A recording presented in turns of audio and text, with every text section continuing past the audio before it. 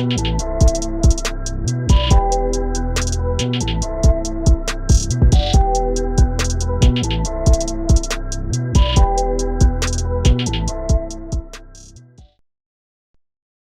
what's good? Top of the top, episode 223, Stash House Podcast. Your boy Tyler checking in. First time listeners, thank y'all for tuning in. If you tune in weekly, salute. And it's just an episode, so some topics you may want to hear about. Salute to you as well. Like, share, subscribe, retweet. Whatever you do to help support this podcast, I greatly, greatly appreciate it. Podcast available on all podcast streaming platforms. Apple Podcasts, Google Podcasts, Spotify, YouTube. Make sure you subscribe to your preferred platform. Like this video on YouTube. Share it with your people, putting your people on. All greatly, greatly appreciate it. And once again, thank y'all for tuning in. Going to jump right into it this week. First, with some wrestling news. Last week, the wrestling community, we took a couple losses last week, so I want to touch on that real quick. First, last Wednesday, we got the news of the legendary Terry Funk passing away at the age of 79. Terry Funk, wrestling legend, hardcore legend, definitely. My fondest memory of Terry Funk because he's been out for decades, and I got to experience some of his matches in early to the mid-2000s. But ECW, One Night Stand, 2006, if I'm not mistaken. That's the one where RVD and John Cena main evented. One, I bought that on DVD back in 06. I bought it on DVD, and during that event, the event overall is a great pay-per-view. So if you got the Peacock app, I definitely recommend you check out ECW One Night Stand 2006 and 2005, really. But in 2006, it was a match, Terry Funk and Tommy Dreamer versus Edge and Mick Foley. And oddly enough, we just coming off of what possibly was Edge last match as well a couple weeks ago, then to turn back around and have this news, which is kind of crazy. But that was a tag team match, hardcore tag team match. Crazy, crazy match. If you watch any match from that pay-per-view, I highly suggest that tag team match, Terry Funk, Tommy Dreamer versus Edge and Mick Foley. And Mick Foley, I saw him tweet out about this because Terry Funk was Mick Foley's idol and mentor. So just crazy how the wrestling world works. So we had that news, Terry Funk passing away at age 79 on Wednesday. Then the next day, Thursday, we got the news of Wyndham Rotunda, also known as Bray Wyatt, passing away. We learned that via Triple H. He tweeted it out. And this one really rocked the wrestling community because Bray is a guy, we seen his journey. We seen his journey through NXT, of course, the main roster, everything he had going on, the main roster, the Bray Wyatt character with the Wyatt family. But recently, he's been off television. I want to say since maybe February or March. He's been off television. A couple weeks ago, I saw news came out. He's been dealing with health issues, and the information I saw, it did state that it was a life or death situation. I did see that, but they didn't go into detail of what was actually wrong. So we got the news Thursday. He passed away, young age of 36. Then later on, I saw news Sean Ross from Twitter posted he had got permission from Bray's family to bring out the details of his situation, saying he was suffering from COVID. And then he was on the road to recovery because for weeks now I've been seeing the timeline saying Bray's expected to return. He expected to return, but we just never know when. But sadly, Thursday morning, he had a heart attack. That's the information Sean posted to the timeline. So, like I said, this really rocked the wrestling community. One, because he was an active superstar. Even though he hasn't been seen on television, he was still, you know what I'm saying, his presence was still felt in the wrestling community without even being on television. And like I said before, we just saw his journey from coming in, developmental, to developing this Bray Wyatt character, the mystique of the Bray Wyatt character and the Wyatt family, like no other. It was like no other. And of course, a couple years ago in 2020, Luke Harper from the Wyatt family also passed away. So now there's two members of the Wyatt family that passed away. Like I said, yes, you can have your opinions about wrestling, whatever, but it is a dark, dark community still. Like these stories and the way people are attached to these characters, you know, it gets a little emotional. And we've seen that with different posts from wrestlers, people who work with Bray, fans. We saw different videos of Bray walking up to fans running to him in the gym. And he was just a nice guy. He's a nice guy. And one thing I always forget about Bray in his story, he attended Troy University. And I believe he was a journalism student, if I'm not mistaken. Of course, he wasn't there at the same time I was there, but we have that connection as well. So, young age of 36. Like I said, it definitely shook the wrestling community. Friday, SmackDown, they had a tribute show for both him and Terry Funk. It was just emotional because it's been a while since an active wrestler passed, and you combine that with the legend Terry Funk passing away. I think they did great with everything considered. I feel like everybody in the company held it together. They did a great job with the tribute show. I love the way it ended with the lantern in the middle of the ring, with Bray on the screen and everything. I feel like they did a great job overall. I'm sure Raw is going to do some type of tribute. And of course, they got the Payback event coming up as well. So with everything going on in the wrestling world before Wednesday, I mean, AEW All In London, Wembley Stadium, that was great news to hear about how their tickets been selling. WrestleMania Philadelphia tickets went on sale. They had a large first day numbers for that as well. So a lot of things was going good in the wrestling world, but Wednesday and Thursday with the news of Terry Funk, age 79, passing away, Wyndham Rotunda, a.k.a. Bray Wyatt, age 36, passing away, it just shook us up a little bit. And y'all know I'm in the wrestling community, so I wanted to open up this episode sending my condolences out to the families of Terry Funk and Wyndham Rotunda. And, yeah, you know, their legacy would definitely live on.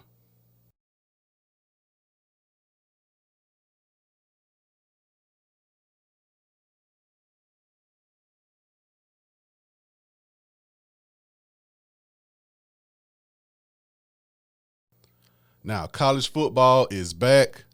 We had a couple games over the weekend, but the quote-unquote official kickoff to college football for me this weekend, Ohio State returns to the field after a heartbreaking loss in last year's college football playoff semifinals.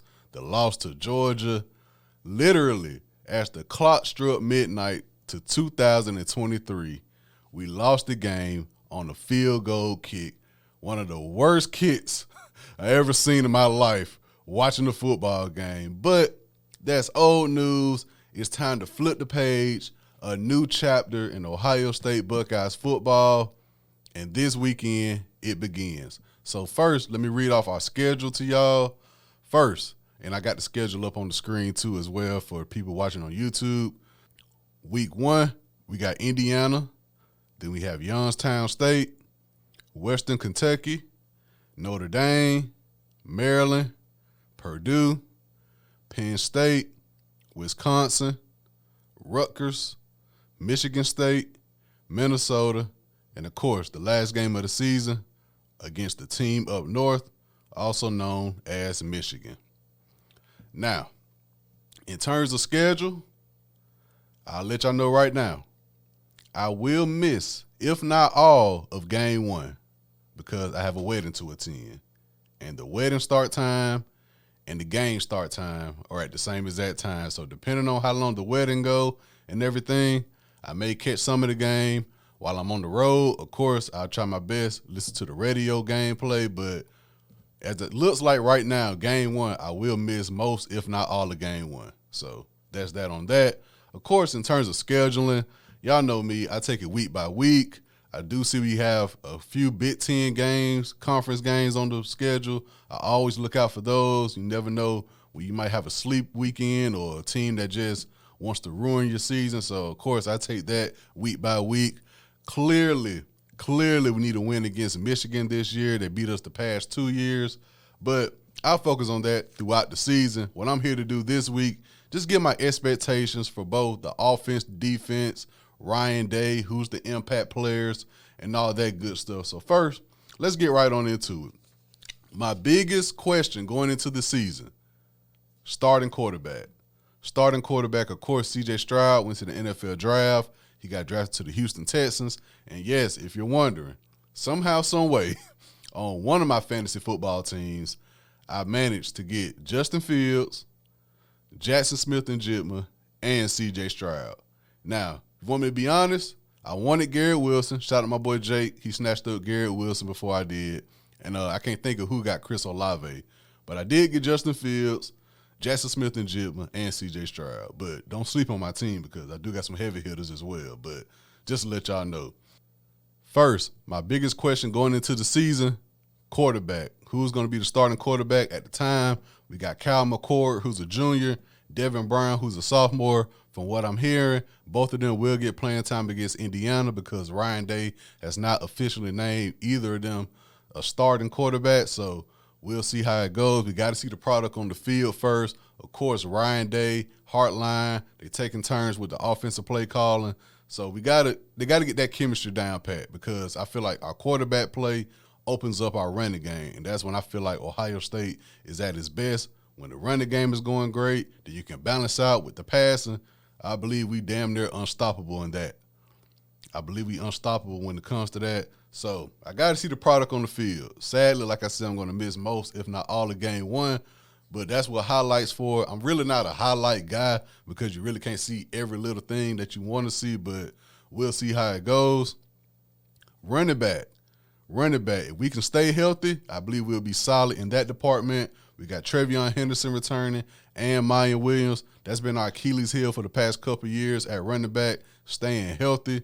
I'm also seeing Evan Pryor on the depth chart as well. I'm not sure if Chip and Hayden will be around, but if they're around, we can be really, really deep at the running back position. But Trevion Henderson, Maya Williams, those two guys stay healthy. I believe we'll be straight in terms of running back.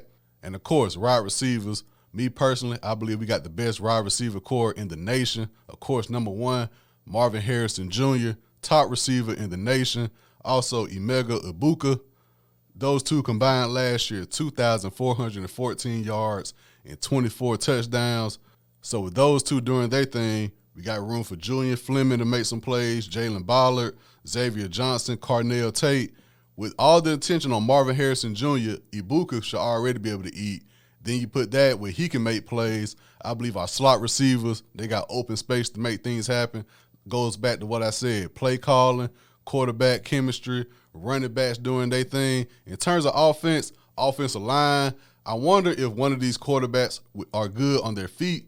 That would be a plus. Offensive line got to do their job. In terms of offense, I'm going into the season pretty confident outside of the quarterback. Of course, that's probably the number one thing you need to have secure is quarterback play. But with our receivers, running back staying healthy, I believe our quarterback, whoever the starting quarterback is, he can be able to fill in pretty comfortably. I'm not looking for you to be Justin Fields, Braxton Miller, nothing like that coming off game one, but I would be a little bit more excited if I knew one of them can make plays with their legs as well as their arms, but we shall see. But in terms of receivers, Marvin Harrison Jr., man, like I said, shoulda, woulda, coulda, maybe who knows what would have happened if he didn't get put out the game against Georgia because we was making plays after he left the game. But Marvin Harrison Jr., very, very talented. I'm looking for him to have a big season as well.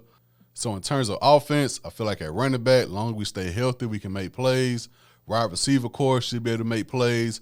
But the question of quarterback, I mean, that's coming off a starting quarterback for the past 2-3 years going to the draft. That happens.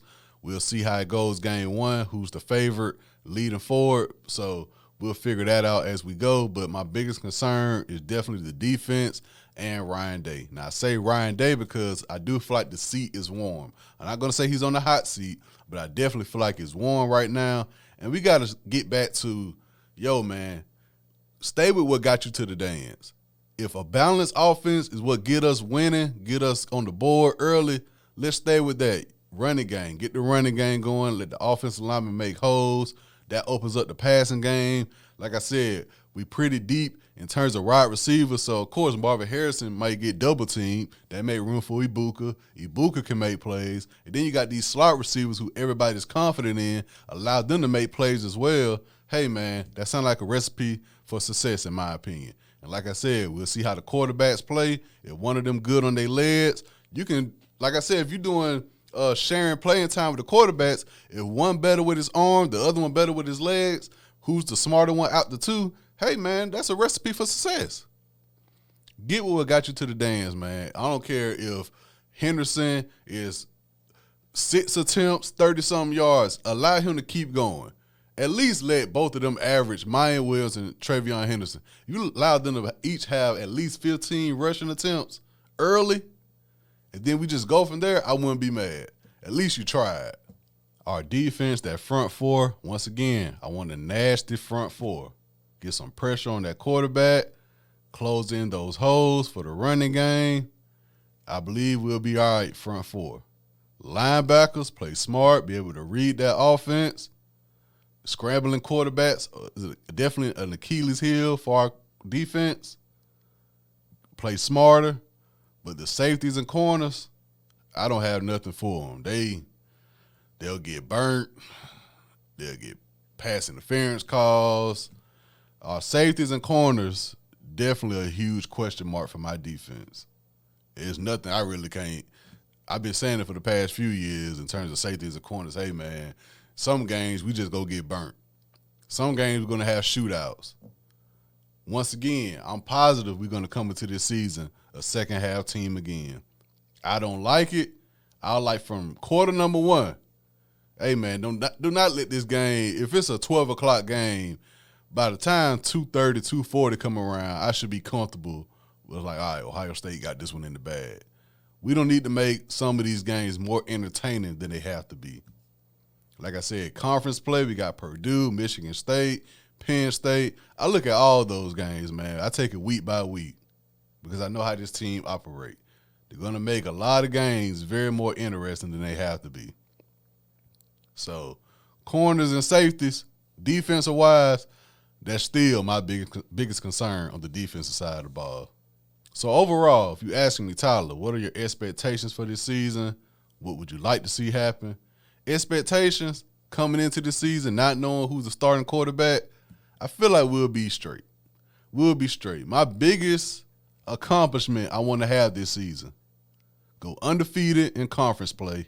So that means, hey, Michigan, y'all got 2 up on us. Cool. This season, we got to put an end to that. We got to put it in. We got to get by Michigan. Of course, that's the last game of the season, so I don't want to look far ahead to Thanksgiving weekend for that. But, yo, we can't look dominant all season, then get to Michigan and just act like we forgot our playbook back in Ohio. We can't do that. We cannot do that. In terms of if we do go undefeated, make it to the playoffs and everything, we got to get over the SEC hump. Like I said, a couple years ago, we finally put down the demon of Clemson. And now, past couple years, lost to Alabama national championship. Last year, lost to Georgia semifinals. We got to put to rest this SEC dominance over Ohio State against the teams that matter. You know what I'm saying? If we go up and face fucking Arkansas or somebody, Florida, I expect us to win. But in terms of the dominant SEC teams, the Georgias, the Alabamas, if we do end up meeting them again, we got to put to rest that demon. But once again, biggest question mark, offensive side of the ball, quarterback. We got a sophomore and we got a junior going up for the starting position. Playing time, they're going to share it in game 1. We'll go from there. Defensive side, corners, safeties. Man, I just don't want to get burnt. I know that sounds crazy, but I don't want to get burnt, man. Like safeties and corners, you know what I'm saying, do what they do. Ryan Day, him and Hartline sharing play calling duties. Get it together, get the chemistry down with the starting quarterback. Running back stay healthy. We got Marvin Harrison leading the wide receiver core. We're pretty deep at the wide receiver. A lot of quarterback that get comfortable in that position. This is easily the first season I definitely feel like, yo, we got a huge demon to overcome. After losing to Michigan the past 2 years and the way we lost to Georgia, yo, man, we gotta show up this year. And I'm excited. I'm excited about it. I'm excited for college football in general being back. Sports time, y'all know my routine. Do not ask me for anything or to do anything if you haven't seen Ohio State's schedule. Look at the start time of the games and everything before you ask Tyler to do anything on Saturday. That's just my rule of law. So, Ohio State, coming into the season, we got to put down some demons, man. We got to show up. We got to show up. So this has been episode 223, Stash House Podcast. But you guys go out, have a great work week, a great school week, stay hydrated, stay safe, be aware of your surroundings, and keep me in your prayers.